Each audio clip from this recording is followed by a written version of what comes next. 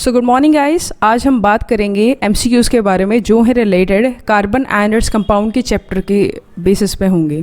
ठीक है, तो लेट्स स्टार्ट। सबसे पहले तो कहते हैं graphite is use as a lubricant in machines because it is a good conductor of electricity, it has high melting point and slippery layers.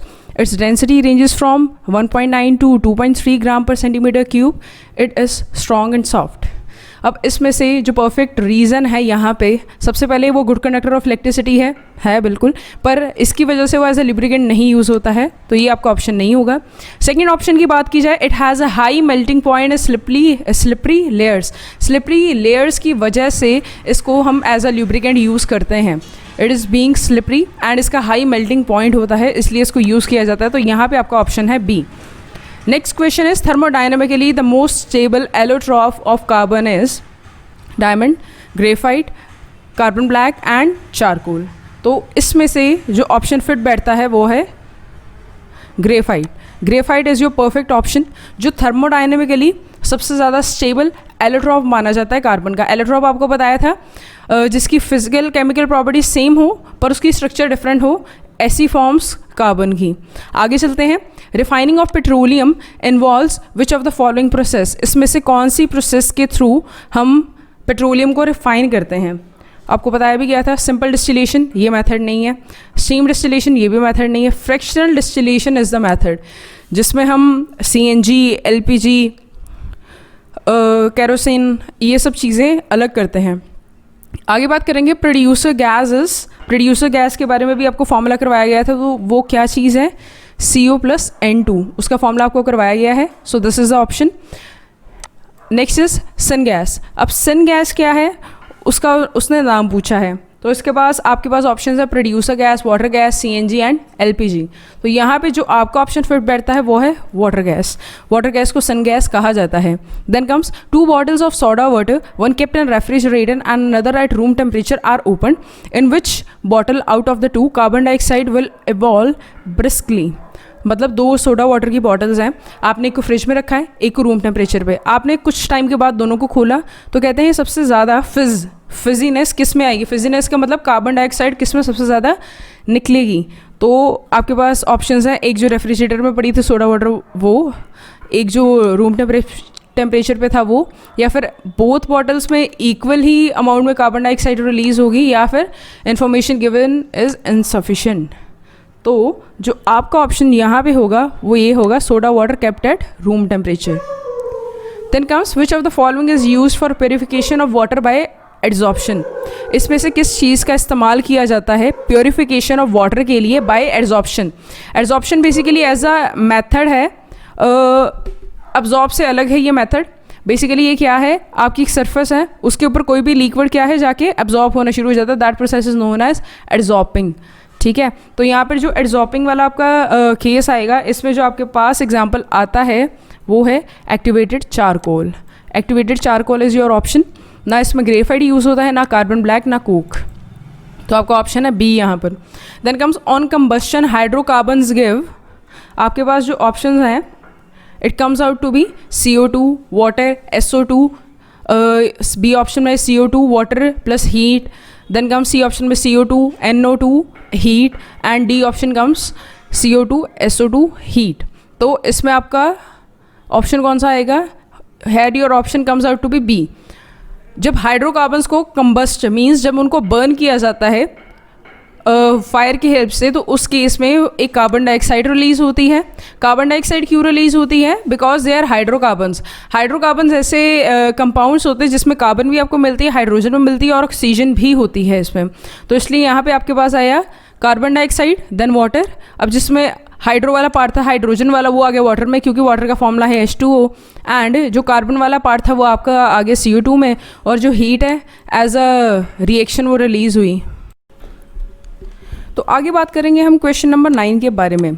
अब shape of a molecule of methane is, उसकी shape क्या है? ये basically हर तरह की shape होती है in case of molecules, तो उसकी शेप का हर एक का नाम होता है। तो यहाँ पे अगर मीथेन की बात की जाए तो उसकी शेप कौन सी है? टेट्राहेड्रल। ठीक है, देन कम्स टेट्राहेड्रल बेसिकली इस तरह से आपकी होती है शेप।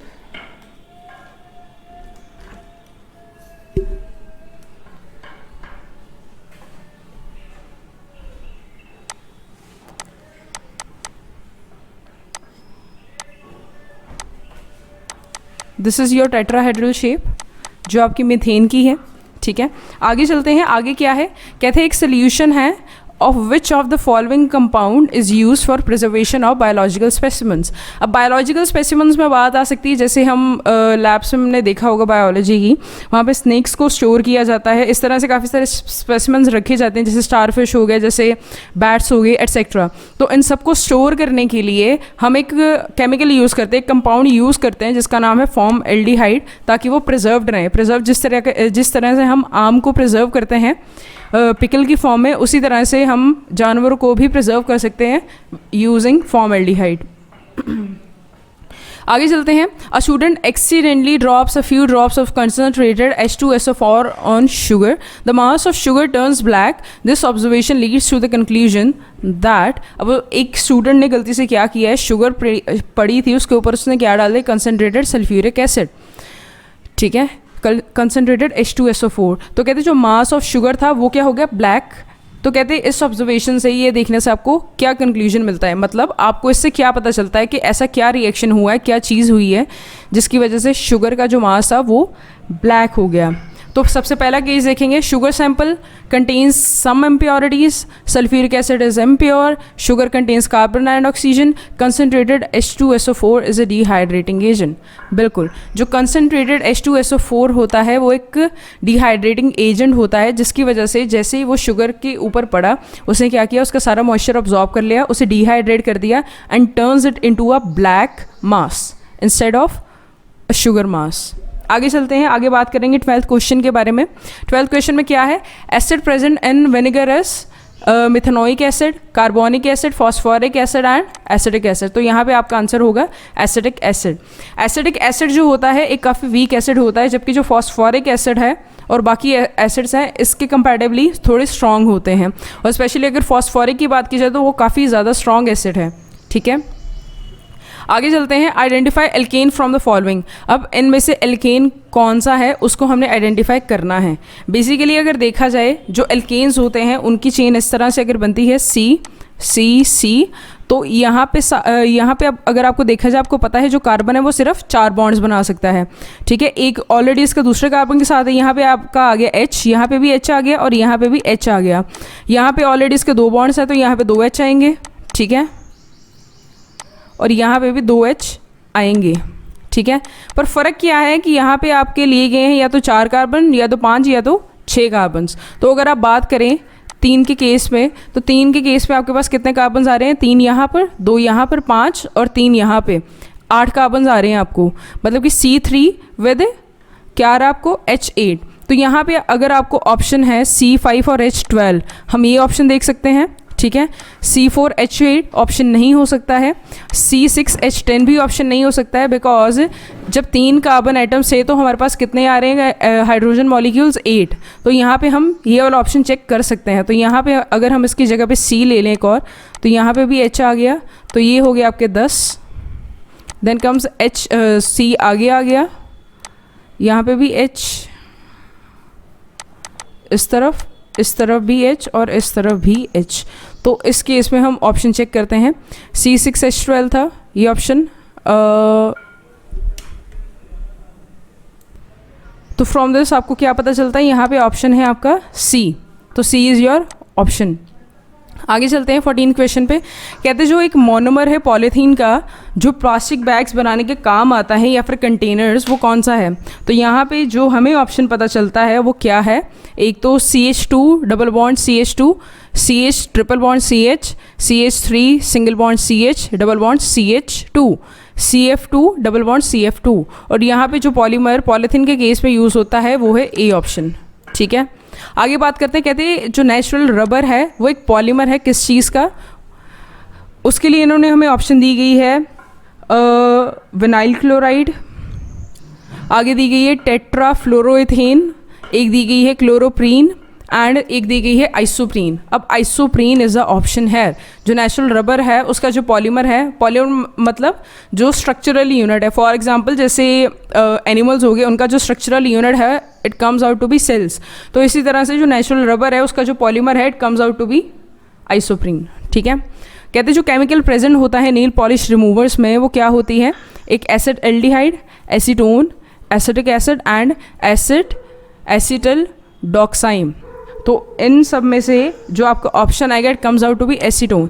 जो एसीटोन की स्मेल होती है वो समलाइक, अगर आप एसीटोन की डायरेक्टली भी स्मेल करोगे केमिकल की तो आपको नेल पॉलिश जैसी ही स्मेल आएगी। तो मतलब कि जो नेल पॉलिशेज हैं उनमें स्मेल किस चीज़ की आती है, आपकी एसीटोन की। ठीक है, आगे चलते हैं। The gas present in soft drink is carbon dioxide. This is option, ये आपको पता है, ऊपर इसका क्वेश्चन भी आ चुका है। फर्मेंटेशन ऑफ सिरप यील्ड्स, कहते जब हम फर्मेंटेशन ऑफ शुगर यील्ड, कहते जब हम शुगर्स की फर्मेंटेशन करते हैं तो हमें क्या क्या चीज़ मिलती है। अगर बात की जाए ग्लूकोज की और फ्रक्टोज की, तो ग्लूकोज और फ्रक्टोज दोनों अपने आप में ही शुगर्स हैं।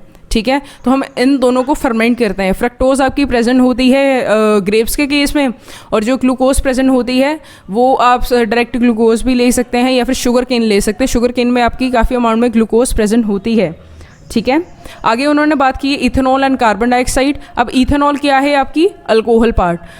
बेसिकली जब भी हम फर्मेंटेशन करते हैं किसी भी शुगर की तो हमें एक अल्कोहल मिलती है और दूसरी कार्बन डाइऑक्साइड।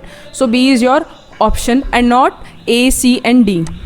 ठीक है, आगे चलते हैं। Dash fibres are embedded in plastic material to form high strength light weight composites. कहते हैं डैश तरह का फाइबर डाला जाता है प्लास्टिक मटेरियल्स में ताकि वो एक हाई स्ट्रेंथ और लाइट वेट कंपोजिट्स बना सके। तो उनमें से जो लाइट वाला आएगा वो क्या आएगा आपका, it comes out to be D, that is graphite. Graphite एक लाइट फाइबर की तरह काम करता है जिसे हम प्लास्टिक मटेरियल्स में डाल देते हैं ताकि उसको हाई स्ट्रेंथ प्रोवाइड करी जा सके। Then comes the type of attractive forces present between the layers of carbon of graphite. Attractive forces का मतलब है कौन सा बॉन्ड प्रेजेंट होता है दो ग्रेफाइट के कंपोनेंट्स की लेयर के बीच में। मीन्स कि जो कार्बन्स होते हैं ग्रेफाइट के, उनकी जो लेयर्स होती हैं, चेन्स होती हैं कार्बन की ग्रेफाइट में, उन दोनों लेयर्स के बीच में एक फोर्स होती है, अट्रैक्टिव फोर्स, जो उन दोनों को जोड़ कर रखती है। ठीक है, तो इसमें से हमारे पास कौन सी फोर्स है जो इन सबको जोड़ के रखती है। बेसिकली आपको बताया गया था कि वीक फोर्सेस होती हैं जिसकी वजह से ये काफ़ी सॉफ्ट और स्लिपरी होता है। तो यहाँ पे जो काम करती हैं वो है van der Waals forces of attraction. जो हाइड्रोजन बॉन्ड है ये आपको सिर्फ 3 केसेस में मिलेगा। एक आपको मिलेगा फ्लोरीन के केस में, दूसरा ऑक्सीजन के केस में और दूसरा नाइट्रोजन के केस में। और ये तीनों के तीनों एलिमेंट्स जो हैं वो बॉन्ड बनाते हैं हाइड्रोजन के साथ, और ये किसी चीज़ के साथ बॉन्ड नहीं बनता है। देन कम्स आपका आता है कोवेलेंट बॉन्ड। जो कोवेलेंट बॉन्ड है ये बेसिकली सबसे स्ट्रॉन्गेस्ट बॉन्ड माना जाता है। इसे तोड़ना काफ़ी मुश्किल होता है। इसमें क्या होता है, जैसे 2 C और C, इन दोनों के बीच में क्या है, कोवेलेंट बॉन्ड। बेसिकली इसमें क्या होता है, ये जो बॉन्ड है यहाँ पे एक इलेक्ट्रॉन है और एक यहाँ पे एक इलेक्ट्रॉन है। बेसिकली ये भी उतना इलेक्ट्रॉन ही शेयर कर रहा है जितना ये कर रहा है। ठीक है, तो मतलब there is equal sharing of electrons. जबकि आयनिक बॉन्ड में क्या है, एक एलिमेंट आपका होता है पॉजिटिव और दूसरा होता है नेगेटिव, और ये क्या करते हैं, जो ज़्यादा इलेक्ट्रोनेगेटिव होता है वो ज़्यादा इलेक्ट्रॉन्स को अपनी ओर अट्रैक्ट करता है।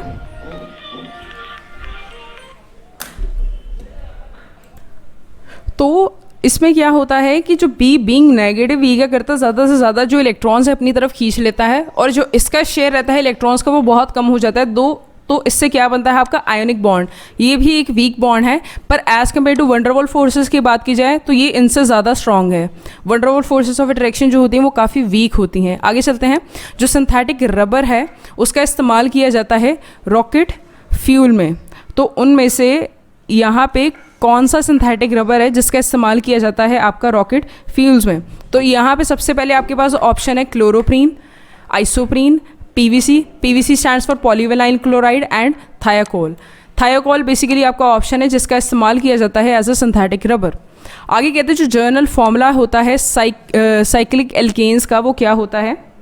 अब जो ये क्वेश्चन है इसमें आपको एक ऑप्शन दिया गया है CnH2n+2, CnH2n-2, CnH2n and D option है CnHn। तो यहाँ पे आपको जो साइक्लिक एल्केन्स का फॉर्मूला, एक होते हैं साइक्लिक, एक होते हैं स्ट्रेट। जो स्ट्रेट है उनका फॉर्मूला अलग होगा, जो साइक्लिक है उनका फॉर्मूला अलग होता है। तो यहाँ पे जो साइक्लिक के केस में जो फॉर्मूला आएगा वो आएगा CnH2n। ठीक है, आगे when the sodium propanoate is heated with soda lime the hydrocarbon obtained is. कहते हैं जब आप सोडियम प्रोपेनोएट को हीट करते हो विथ सोडा लाइम, तो आपके पास जो प्रोडक्ट आएगा, जो हाइड्रोकार्बन आएगा, वो क्या आएगा? बेसिकली यहाँ पे जो आपका ऑप्शन है आपको दिया गया है एक methane, ethane, propane and butane. अब यहाँ पे जो आपके पास आएगा it comes out to be ethane. Ethane is your option. आगे चलते हैं, how many isomers are possible for pentane. कहते हैं कि अब जो पेंटेन का मतलब बेसिकली क्या है? बेसिकली एक ऐसा हाइड्रोकार्बन है जिसमें आपको क्या मिलेंगे, जिसमें आपके पास होते हैं 5 कार्बन एटम्स, ठीक है। तो कहते हैं हम इसके कितने आइसोमर्स बना सकते हैं, तो हम वो देखेंगे। सबसे पहले तो आइसोमर्स, आपको पता है आइसोमर्स क्या है? जो सेम नज़र आते हैं। सेम नज़र आने का क्या मतलब है कि जिनकी फिजिकल केमिकल प्रॉपर्टी सेम होती है बट उनका स्ट्रक्चर जो है वो थोड़ा सा अलग हो जाता है। जैसे ये CCC, ये पेंटेन हो गया, ठीक है। हाइड्रोजन एटम्स मैंने ऐड किए हैं, वो आप कर सकते हो बाद में। अब इसका एक इस तरह से भी बना सकते हैं हम, जैसे इसे नीचे कर दिया, ठीक है। या फिर एक ऑप्शन और हो सकता है, जैसे हमने ऐसे कर दिया इसका C C C C और यहाँ पे हमने कार्बन अटैच कर दिया, ठीक है। या फिर इसके और भी हम कर सकते हैं, पर ये जो मेन है ये बेसिक आपके 3 आएंगे, ठीक है। इसके अलावा जो आप एक डाल सकते हो वो ये है, ये दोनों सेम है basically, this one and this one. तो हम इससे थोड़ा सा डिफरेंट बनाएंगे। इस तरह से आप बना सकते हैं, एक आपको ऐसे मिल सकता है, ठीक है। तो ये जो आपको बेसिक मिले हैं, इनका जो नंबर है it comes out to be 3, जो आपके बन सकते हैं यहाँ पे पॉसिबल आइसोमर्स, वो 3 ही हैं। आगे चलते हैं, डायमंड एंड ग्रेफाइट्स आर, वो क्या है? आइसोमर्स हैं, आइसोटॉप्स हैं, आइसोबार्स हैं कि एलोट्रॉप्स हैं। आइसोमर्स अलग होते हैं, आइसोटॉप्स भी अलग चीज़ है, और आइसोबार्स है वो भी अलग चीज़ है। बेसिकली जो डायमंड और ग्रेफाइट है वो दोनों एलोट्रॉप्स हैं, ये आपको बताया भी गया है। Then comes ethanol on complete oxidation gives. जब कहते हैं इथेनॉल की कंप्लीट ऑक्सीडेशन हम कर देते हैं तो उस केस में हमारे पास क्या बचता है? इथेनॉइक एसिड, इथेनॉल, CO2 और CO2 प्लस H2O। बेसिकली जो हमारे पास बचता है it comes out to be CO2 and H2O only. Then comes alkenes, जो है रेडिली अंडरगो सब्सटीट्यूशन रिएक्शन। कहते हैं जो एल्कीन्स है, एल्कीन्स का मतलब क्या है? Double bond. जो डबल बॉन्ड वाले हाइड्रोकार्बन्स होते हैं उनको एल्कीन्स कहा जाता है। कहते हैं it readily undergoes substitution reaction, addition reaction, elimination reaction and decomposition reaction. तो यहाँ पे आपके पास क्या ऑप्शन आएगा? It comes out to be addition reaction. Addition reaction का क्या मतलब है कि बेसिकली अब जब आप 2 चीज़ों को ऐड करते हो तो जो आपका प्रोडक्ट आता है वो उसमें दोनों चीज़ों का कॉम्बिनेशन होता है। जबकि सब्स्टिट्यूशन रिएक्शन में क्या होता है?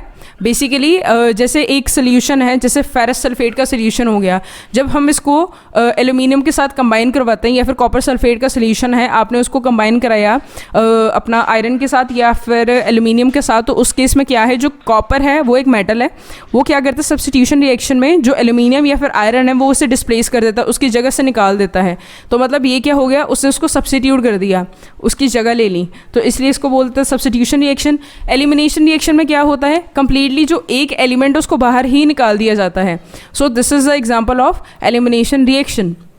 आगे डीकम्पोजिशन रिएक्शन में क्या होता है, decomposition reaction is something similar to elimination reaction, but elimination reaction में जिस चीज़ को एलिमिनेट किया जाता है वो आपको मिल जाती है as a bio product, but decomposition reaction के केस में आपको वो चीज़ें नहीं मिलती क्योंकि वो डीकम्पोज हो चुकी होती है। ठीक है, आगे चलते हैं। कहते हैं जो कार्बन है it forms large number of compounds because it shows, कहता है कि ऐसा क्यों है, लार्ज नंबर ऑफ कंपाउंड्स क्यों बनाती हैं, क्योंकि उसके पास जो प्रॉपर्टी है it comes out to be property of catenation, जो आपको करवाई गई थी।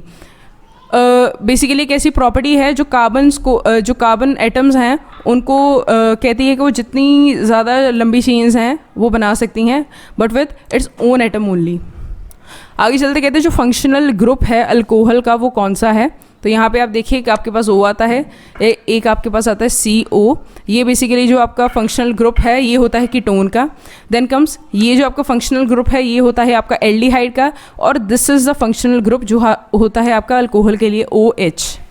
देन कम्स कहते हैं on a winter night a person burned charcoal in a stove to make his room warm, he closed the doors and windows of the room before sleeping. Next morning he was found unconscious. The most probable reason would be the room become too warm, excess of CO2 formed in the room, excess of CO formed in the room, smoke formation in the room. कहते हैं कि अब एक person था वो winter night पे उसने क्या किया, बेसिकली चारकोल थोड़ा सा जलाया एक स्टोव में और उसे अपने रूम में रख के सो गया, ठीक है। तो सारी की सारी जो विंडोज़ और डोर्स थे वो क्लोज थे, उसके सोने से पहले उसने रखा। तो नेक्स्ट मॉर्निंग जब सबने उसको देखा तो ही वॉज फाउंड अनकॉन्शियस, वो कॉन्शियस में नहीं था, वो बेहोश पड़ा हुआ था। तो कहते हैं इसके पीछे क्या रीज़न हो सकता है। कहते हैं सबसे पहले रीज़न जो उन्होंने दिया वो क्या है, कहते जो कमरा वो काफ़ी ज़्यादा गर्म हो गया होगा, ठीक है। नेक्स्ट वैसे भी सर्दियाँ थी तो अगर कमरा गर्म भी हो जाता थोड़ा तो इतनी दिक्कत नहीं होती। देन कम कहते जो एक्सेस ऑफ कार्बन डाइऑक्साइड है वो कमरे में पैदा हुई। बेसिकली जब हम चारकोल को बर्न करते हैं तो उस केस में जो आपकी कार्बन डाइऑक्साइड है वो रिलीज़ नहीं होती है, जो रिलीज़ होती है वो रिलीज़ होती है कार्बन मोनोऑक्साइड। तो यहाँ पे जो आपका ऑप्शन आएगा it comes out to be C. और साथ ही साथ जो डी ऑप्शन है वो तब नहीं आ सकता है बिकॉज जो चारकोल है जब वो बर्न हो रहे होते हैं तो वो तब धुआं कम निकालते हैं, जो वुड है वो ज़्यादा धुआं निकालती है। तो यहाँ पे जो आपका ऑप्शन है it comes out to be option C. अब जो सी ऑप्शन है कार्बन मोनोऑक्साइड, कार्बन डाइऑक्साइड को तो समझ आता है क्योंकि वो हम एक्सेल करते हैं तो इनहेल करेंगे तो हमें दिक्कत होगी। तो कार्बन मोनोऑक्साइड का ऐसा क्या सीन होता है कि कार्बन मोनोऑक्साइड की वजह से हमें इतनी प्रॉब्लम हो जाती है। बेसिकली आप किसी भी रूम में हैं जहाँ पे कार्बन मोनोऑक्साइड काफ़ी ज़्यादा है तो आपकी डेथ भी हो सकती है वहाँ पे, बिकॉज जो कार्बन मोनोऑक्साइड है ये CO जिसे हम बोलते हैं, ये क्या करती है, जो हमारे हीमोग्लोबिन है जिसके साथ ऑक्सीजन अटैच होकर आगे जाती है या फिर कार्बन डाइऑक्साइड अटैच होकर बाहर निकलती है, ये इसी जो ब्लड में प्रेजेंट है हीमोग्लोबिन उसके साथ जाके बाइंड हो जाता है।